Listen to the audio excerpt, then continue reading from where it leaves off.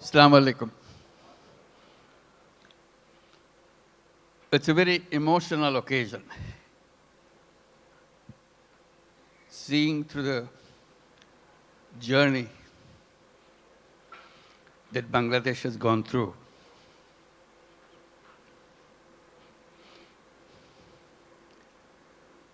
The people who are just presented, they are the heroes of Bangladesh. Let's give another big applause for them.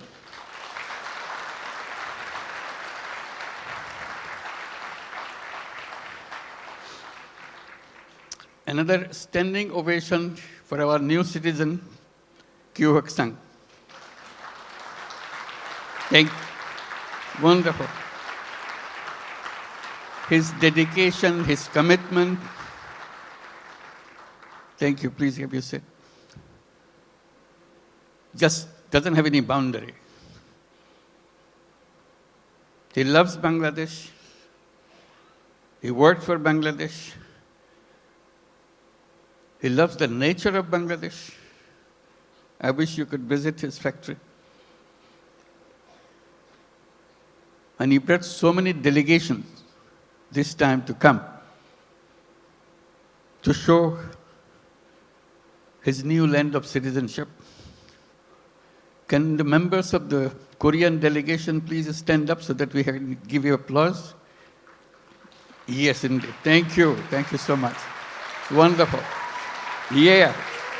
Fantastic. This is your home too. We'll make this home beautiful home. For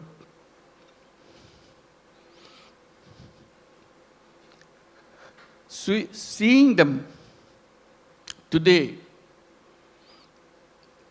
it's a journey that we have made the last 50 plus years. I was just remembering when we became an independent country in 1971. The celebration that we went through and commitment we made for building a new nation. Despite sacrifices of lives for achieving that independence, we rejoiced. We are free. That was 1971. Then came 1974.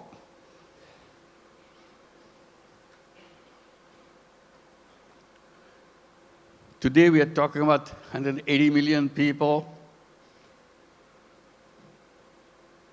In 1971, we were just about 1/3 of that size in population.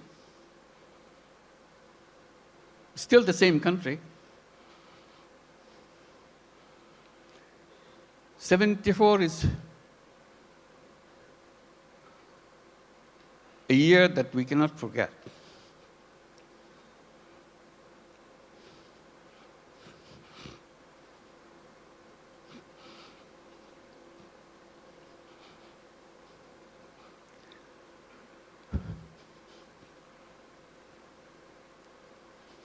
Sorry.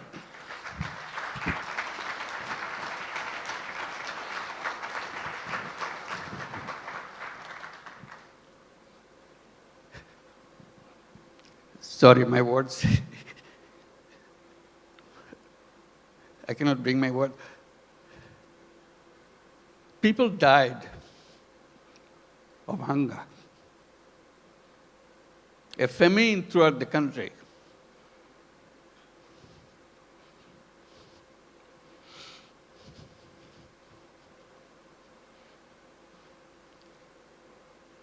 One and a half million people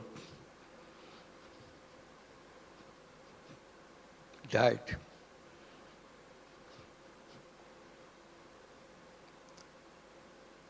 So that was the country we started with.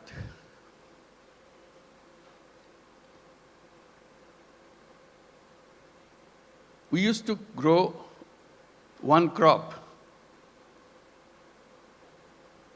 We didn't know any other way. Our population was known as farmers because they have no other profession.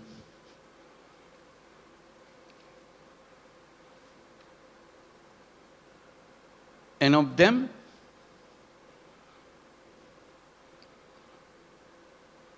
3/4 of the population were landless farmers. They had no land.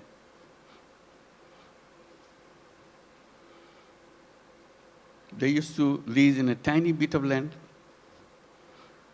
from the people who had little bit of land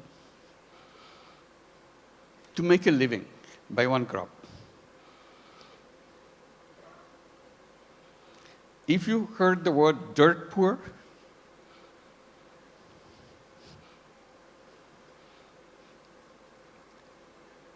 that was Bangladesh.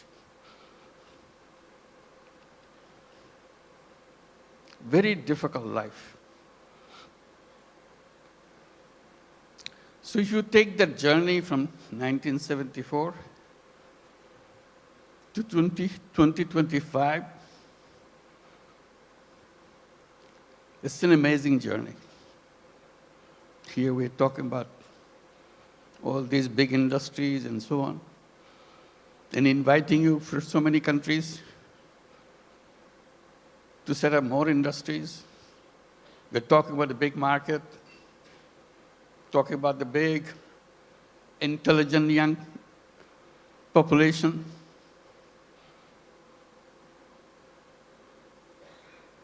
That's Bangladesh.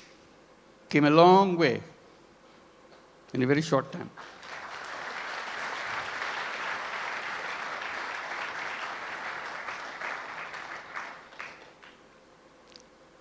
In that famine-ridden country, one little initiative came just to relieve the burden of watching what's going on, to help people to lend money, tiny little money, $2, $3, so that they can start a business, focusing particularly, specifically on women. They are the most destitute of all. That became known as microcredit. We created a bank called Grameen Bank. Had no idea what this finally will turn out to be. But it turned out to be a global name.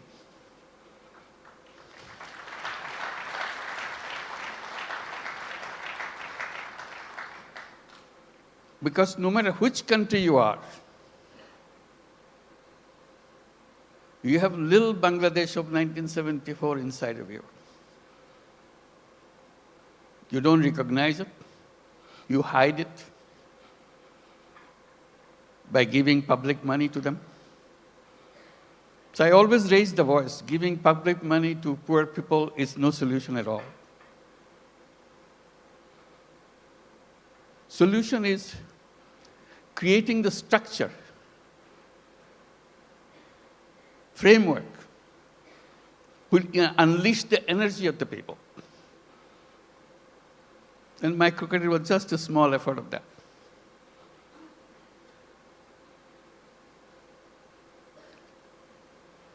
Then a crazy idea came over. When the government wanted to issue license for telephone, we had nothing to do with telephone. We didn't have any telephone in the country. Few telephone in the cities, most of them don't work. So we talked, why don't we apply for a license for telephone company? A crazy idea. Government asked, what do you do with the telephone company? What business you got to do?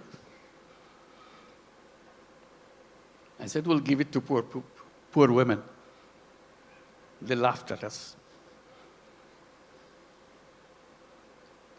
To make a long story short,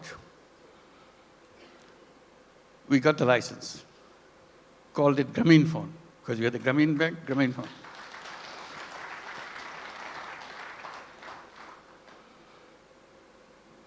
Nobody wants to partner with us because we have no knowledge, nothing. Because Bangladesh is no place for mobile phone. There's no market for mobile phone. Who wants to be partner? So we knock at every door, international doors. Nobody wants to partner. Finally, someone I personally knew in Norway, who happens to be chairman of Telenor. I explained to him, can you help me? I explained why we want to do this and why we want to bring the phone to the women. He took it seriously. But the company board doesn't agree with him. They said, what, Bangladesh? We never heard a name called Bangladesh. So it's a big effort for him. The more board rejects, he comes back again, explain again. Finally, he got it through. The company assessment was, at the peak of this company, you will have 200,000 user of the mobile phone in the whole country, 200,000. And you cannot make a living on this with this kind of clientele.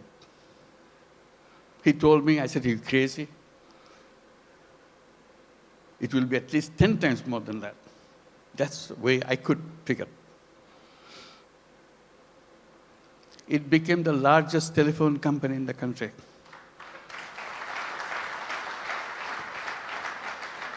And women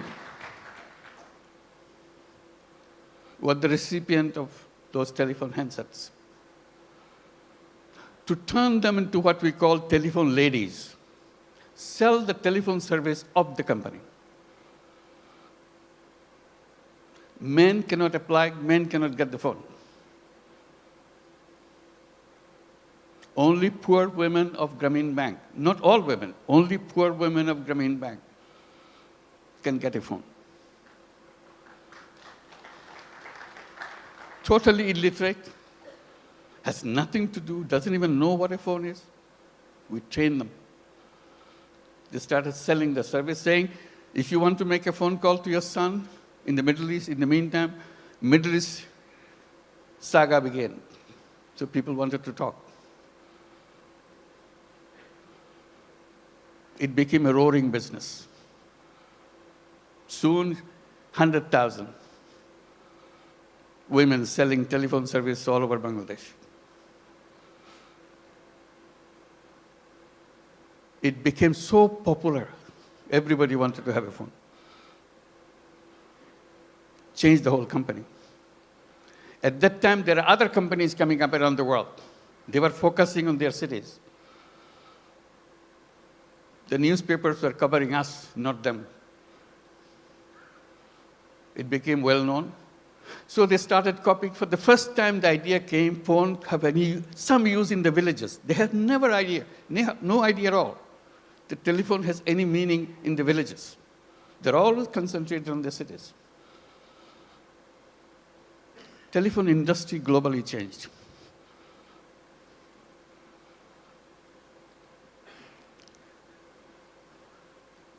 I'm narrating this story a little bit because Bangladesh is a country with crazy ideas to change the world, make things happen.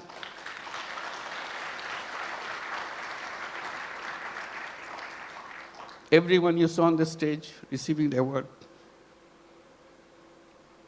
has very powerful, crazy ideas and made them happen.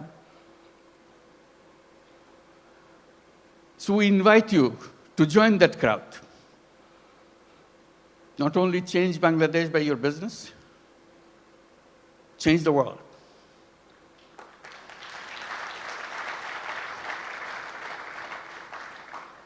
I keep reminding people, Yes, you want to make profit, go ahead, make profit. Maximize as much as you can. But we can add a little piece into it. Social purpose. You don't have to get disrupted by that. It's something that you can do, you have fun. Like many of you do already.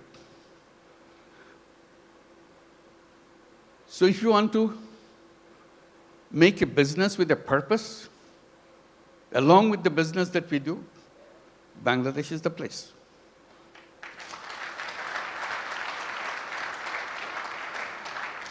You will not know what your business will be like. Why the whole world is following you. Why suddenly you look back, how did it happen?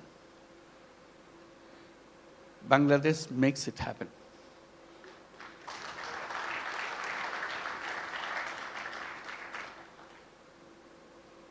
Always people explain how happy you got, you make money, we show the bottom line, fantastic thing. I try to add a little bit to that by saying making money is happiness, definitely, of course. But making other people happy is a super happiness.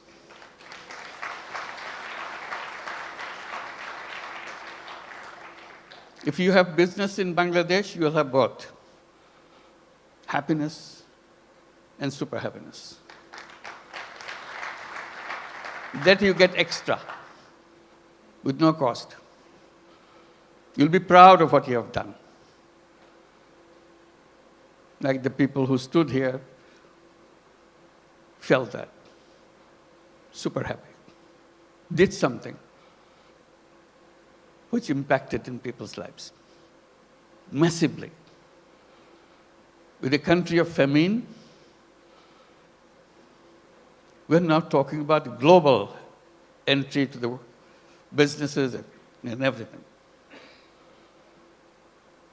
And at the same time, I'm just pointing out, which has been pointed out already, we don't look at Bangladesh alone. It is only one piece of the economy.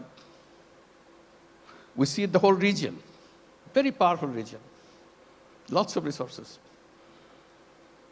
We work together, facilitate each other. It's not the business to grab everything out of you, it's a competition, you grab things. We twist a little bit. You earn money, but earning money together, changing the life of the people together, is a fun, is something that immeasurable. And each of your company can enjoy that super happiness by expanding and reaching out. Reaching out, the impact that you make, you never explored. Just a little opening does the magic. Changes the world. They said business is the most powerful mechanism by which you can change the world. But we are trained to focus on some so narrow thing, we miss out the world. We can try opening a little bit. And I emphasize by saying, let's create a new civilization where you're wide, we're open, we embrace the world. I underscore by saying we can create a world of 3 zeros. It can be done with the businesses, not by the government. Government cannot achieve that. That's not the function of the government. It's the function of individuals, human beings. We are human beings. We can change the world. And business gives us a big, powerful tool in our hand. And the new civilization, I say, should be a civilization where there'll be no carbon emission. We can do that. That's where the business innovation comes. All we have to do is just pay attention to that side. No carbon emission. It's a self-destructive system if you allow carbon emission to continue. No wealth concentration. It's fun to make money, but wealth concentration is the most dangerous thing to a human being. It will destroy the whole world. And zero unemployment. The young people get excited about it. Because all of you are entrepreneurs, not job seekers. Think like an entrepreneur. Make things happen. And Bangladesh is a place to see that. How suddenly people, we are known as farmers. We're a country of farmers, landless farmers. We didn't have any land, much land, little. Only in the 70s, early 60s maybe, 60s, some crazy young guys from the universities dared to enter into something which is happening in the country because of business interest of other countries, garment industry. They said, why not us? That was the beginning of the garment industry in Bangladesh, those crazy young guys.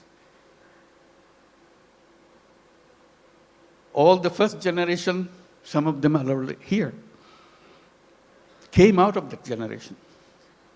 And now moving into the second generation, you heard Naseem, the second generation entrepreneur. That's our history. In 2 generations, second generation is just the beginning. It's still the first generation going on. Topon is here too, I saw him. Where are you? Second generation, I'm sure. So that's a journey of generations. Now, what is the third generation coming up? Are we prepared for that? That's a challenge to all of us. And we talk about second generation, we have to talk third generation a little bigger. Boys and girls. Somehow, in entrepreneurship in the past, women left out. We have some, but very few. But women are as creative, as entrepreneurial as anybody else.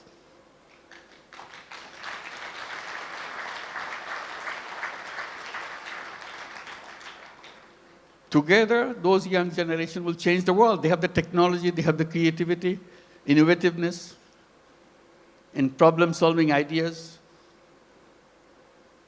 We don't have to look at the problem the same old way that we did 50 years back, waiting for the government to do something. We people can do that. That's a chance. So today it makes me very happy that we can gather together,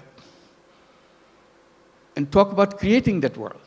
It's not just business in a limited idea, which is good, but you can have another space remains unutilized. Let's use this too. And Bangladesh, the business in Bangladesh is not only for Bangladesh, that's the point.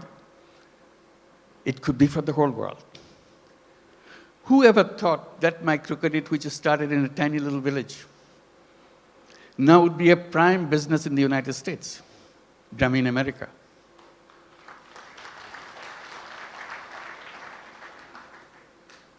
Millions of women take money from Grameen America. Loan size, in the American terms, less than $1,000. Imagine needing less than $1,000 in the United States. Such a hassle, such an impossible thing. They get so grateful that somebody gives them. Usually $500, $600. Now the whole Grameen America became annually about $2 billion a year. In the next 4 years, it will be $5 billion a year. It's growing very fast. So little things. In that sense, Bangladesh ground is very fertile. You put a little bit of seed, it becomes global.